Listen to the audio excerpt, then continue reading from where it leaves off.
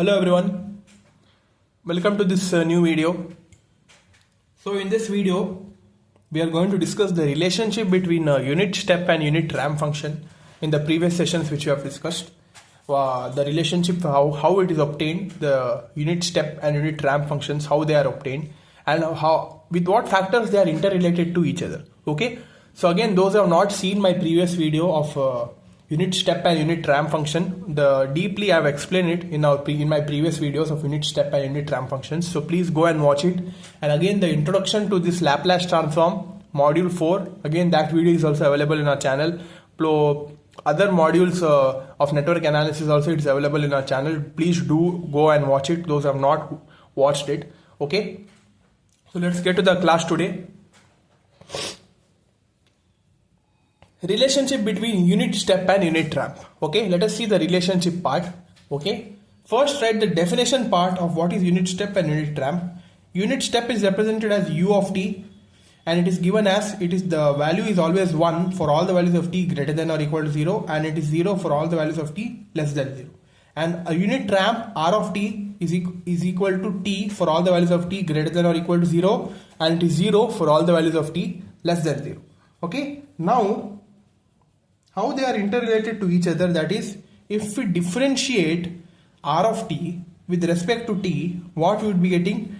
dr of t of dt, that is dt by dt is equal to 1 for all the values of t greater than or equal to 0, and it is 0 for all less than 0. If we differentiate this ramp function with respect to t, we would be getting our answer as a unit step function. So one factor we can say that, so differentiation gives an unit step function. If we differentiate the ramp function with respect to t, our resultant would be an unit step function. So one conclusion is, if we differentiate r of t with respect to t, that is dr of t by dt, that is equal to u of t. I have written it here. See, if dr of t by dt, if you should be so we can should be differentiating t with respect to t, that is dt by dt. dt by dt is equal to 1. That is, here it is a unit step function. So that's why dr of t by dt is equal to u of t. This is one part. One more part is, now if you integrate u of t with respect to t, that is integration of u of t dt, that is 1, and with the integration of dt we would be getting our answer as t, right, for all the t greater than 0. So two of the factors is right. If we consider the ramp function and if you differentiate with respect to t, we would be getting a unit step function. And one more conclusion is, if we integrate the unit step function u of t with respect to t, we would be getting our answer as a unit ramp function. So therefore, integration of unit ramp function gives you an integration of unit step function gives you a unit ramp function. That is, integration of u of t dt is equal to r of t. So these are the two conclusions which I have thought that it is necessary for you to say. That is, if we differentiate r of t with respect to t, we would be getting a unit step function. Okay, this is first part. And the second conclusion is, if we integrate the unit step function with the respect to t, that is dt, we would be getting a unit ramp function. So these two conclusions you should be knowing, that is the relationship between unit step and unit ramp, how they are interrelated to each other. Okay, with these two conclusions, with proof I have told you how it is possible. Okay, so again, this was one thing I needed to tell you. So one more thing I have, which I thought that it is necessary to say, that is Laplace transforms of some of the standard functions. This table, mark me guys, mark my words, this is very, very important.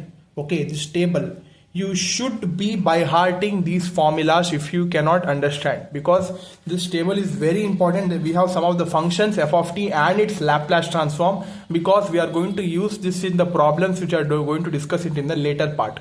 Okay, so please guys, concentrate. This table is very important. That is, we have some of the standard functions and its Laplace transform. I'm just going to tell it to you all. Okay, you should be understanding it.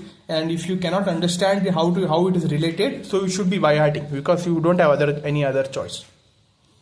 So let us, I have 10 functions here. Okay, last two functions you can neglect, because impulse function is not there in your syllabus. Okay, the impulse two of the impulse functions you can neglect it. Okay, so till this up to here you should concentrate very carefully up to 8th point. So first is u of t. For u of t, the Laplace transform f of t, that is Laplace transform of u of t, is given as 1 by s. Okay, keep it very carefully in your mind. U of t stands for unit step function, right? Its Laplace transform is represented, if you want to convert it from time domain to frequency domain, the Laplace transform of u of t is given it as 1 by s. Similarly, Laplace transform of a into u of t, that is one with some amplitude. Okay, Laplace transform of a into u of t is given it as a by s. Okay, third is Laplace transform of u into t minus capital T. This capital T comes for all the periodic functions, okay, which I am going to discuss in the later part of this video only. Okay, because I thought that this is very important.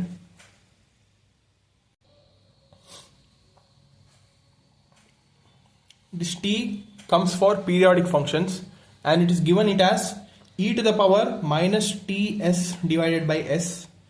Similarly, we have a into u of t minus t with some amplitude, that is a into e to the power minus ts divided by s. Okay, it's Laplace transform. Next is r of t minus t into u of t. Its Laplace transform, it is represented as 1 by s square. Okay, next is a t into u of t. Okay, a t into u of t, it is represented as a by s square.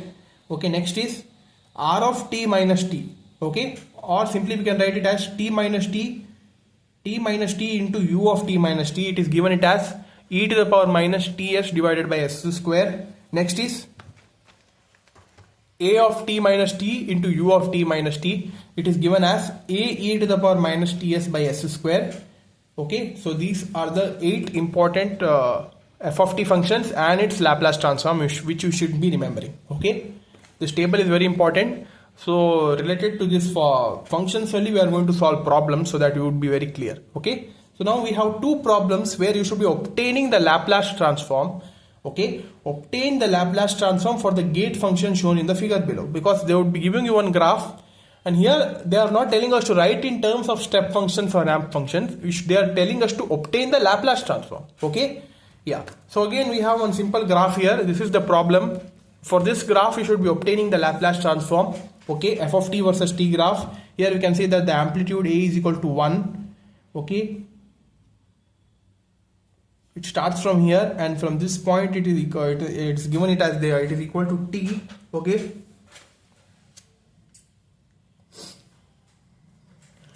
yeah, so let us solve this now. First we should be, as I have told you, we should be checking the graph very carefully and it should be checking how much in how much ways it can be splitted.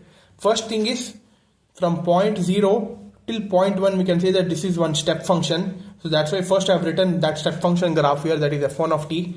From point 0 till 1, then the 1 till the same amplitude. So that's why it is f1 of t is a step function and step function is represented as u of t.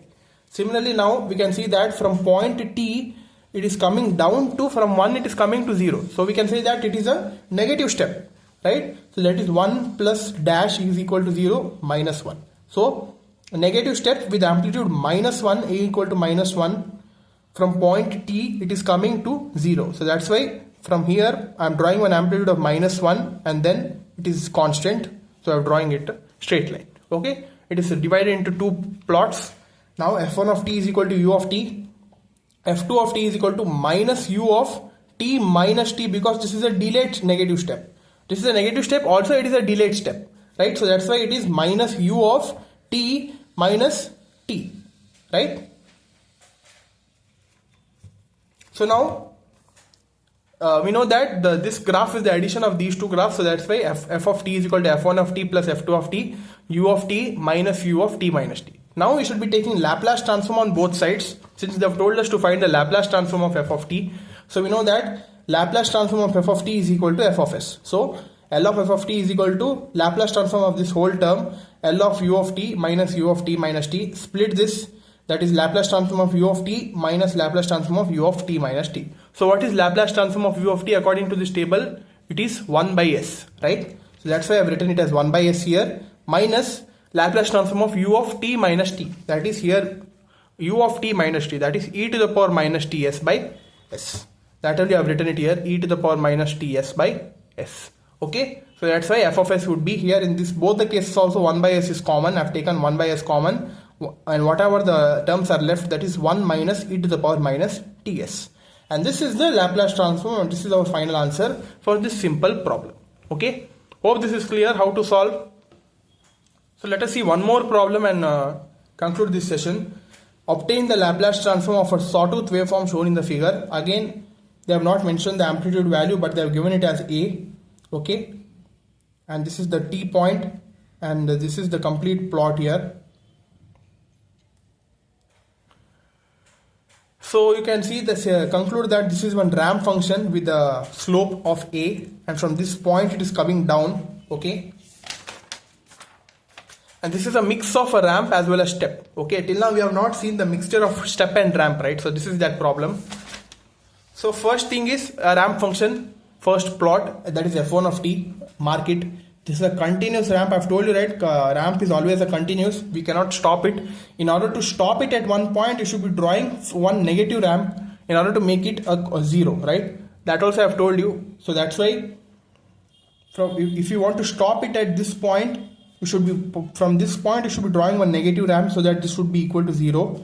Okay, so that's why I've drawn one ramp, and in order to stop that ramp I've drawn one negative ramp. So these two plots are of that part. Okay, so f1 of t is represented as a by t,